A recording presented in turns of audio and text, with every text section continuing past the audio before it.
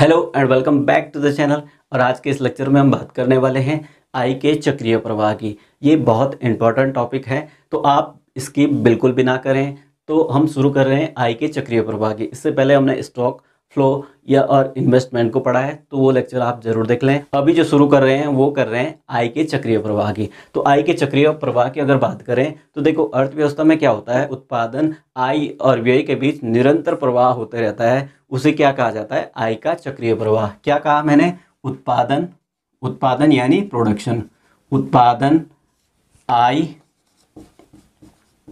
आय यानी इनकम, और व्यय, व्यय यानी एक्सपेंडिचर। तो क्या होता है, इन तीनों के बीच निरंतर प्रवाह चलते रहता है। उसे ही क्या कहा जाता है, क्या कहा जाता है उसे कहा जाता है आय का चक्रीय प्रवाह। इसी को कहा जाता है आय का चक्रीय प्रवाह। इसका क्या है, इसको आप ये नहीं बोल सकते कि यहाँ से शुरू हुआ है या यहाँ से शुरू हुआ है या यहाँ से शुरू हुआ है।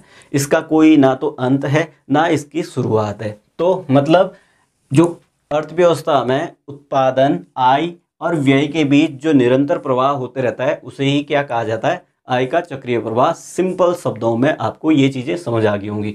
देखो, उत्पादन जब होता है, उत्पादन जब होता है तो उत्पादन के साधन लगते हैं। साधन आपको पता है, उत्पादन के साधन लगते हैं, उत्पादन के साधन लगते हैं। उत्पादन के साधन कौन कौन से हैं, उत्पादन के साधन है आपके भूमि, श्रम, पूंजी, और चौथा कौन है आपका, उद्यमी। ये है ना चार, यही थे उत्पादन के चार साधन। चार साधन हो गए। अब देखो, भूमि, जब भूमि को क्या मिलेगा, भूमि को मिलता है लगान, लगान मिलता है ना, लगान यानी रेंट मिलता है। श्रम को क्या मिलता है, मजदूरी मिलती है, मजदूरी या वेतन मिलता है। जितने भी नौकरी करने वाले हैं उनको श्रम के बदले क्या मिलता है, वेतन मिलता है, सैलरी मिलती है। पूंजी को क्या मिलता है, पूंजी या धन लगा लो इसको, धन को क्या मिलता है, इसको मिलता है ब्याज, इसको क्या मिलता है, ब्याज। और उद्यमी को क्या मिलता है, उद्यमी को देखो क्या मिलता है, इसको, उद्यमी को मिलता है लाभ यानी प्रॉफिट मिलता है इसको। अब क्या है, जो लाभ मिला है यही क्या है, कंजप्शन हो जाता है, यानी उपभोग होता है। यही लाभ उपभोग होता है। उपभोग, जहां उपभोग के लिए चीजें खरीदी है वहां किसी की आय बनी है, आय से फिर क्या होता है, व्यय बनता है, व्यय से फिर उत्पादन होता है। यही प्रक्रिया पूरे अर्थव्यवस्था में चलती रहती है। यानी किसी को प्रॉफिट हो रहा है, जिसको प्रॉफिट हो रहा है उसकी इनकम बन रही है, जिसने दिया उसका उपभोग बन रहा है। वो चीज़ें क्या है, अर्थव्यवस्था में चलती रहती है। यानी इन चारों चीज़ों से ही अर्थव्यवस्थाएं चलती हैं।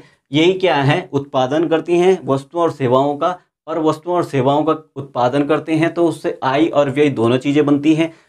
किसी के लिए आय बनती है, किसी के लिए व्यय बनती है। अगर मैं किसी चीज़ का उत्पादन करूंगा और मैं बेच दूंगा तो पहले तो इसमें क्या करेंगे, इस पर खर्च लगेगा तो उसमें व्यय करूंगा मैं, फिर मेरी इनकम होगी और फिर से व्यय होगा, इनकम होगी, उत्पादन होगा। ये तीनों चीज़ें क्या है, एक सर्कल में चलती रहेंगी, यानी आय का चक्रीय प्रवाह बनते रहता है। अब देखो, एक परिभाषा दी है प्रोफेसर लिप्से ने। लिप्से ने क्या कहा है, किसने, लिप्से ने।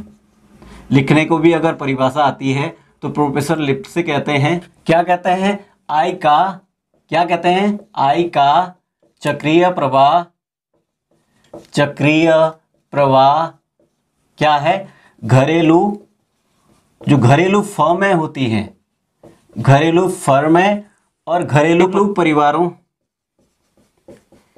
परिवारों के जो बीच, बीच क्या होता है, भुगतान, क्या है, भुगतान और प्राप्तियां।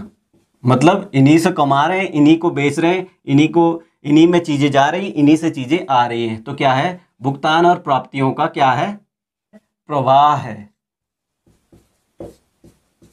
तो ये अगर आपको डेफिनेशन लिखने को आती है तो आप लिख सकते हैं कि प्रोफेसर लिप्से क्या कहते हैं कि आय का चक्रीय प्रवाह घरेलू फर्मों और घरेलू परिवारों के बीच जो भुगतान और प्राप्तियों का प्रवाह होता है, ये हो गया आपका आय का चक्रीय प्रवाह।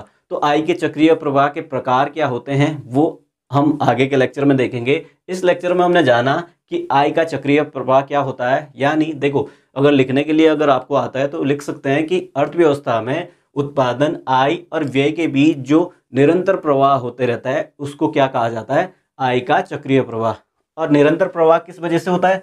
साधनों के वजह से। यानी ये वस्तुएं बनाता है, उत्पादन करते हैं, वस्तु और सेवाओं का उत्पादन करते हैं, और देखो उत्पादन किया तो इनको ऐसी ऐसी चीज़ें मिली।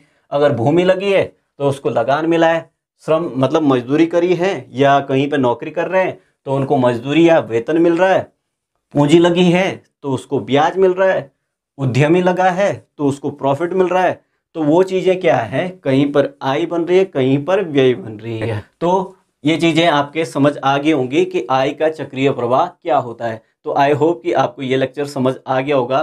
तो वीडियो को लाइक करें, अपने दोस्तों के साथ शेयर करें, और चैनल पर नए हैं तो चैनल को सब्सक्राइब करना ना भूलें। धन्यवाद।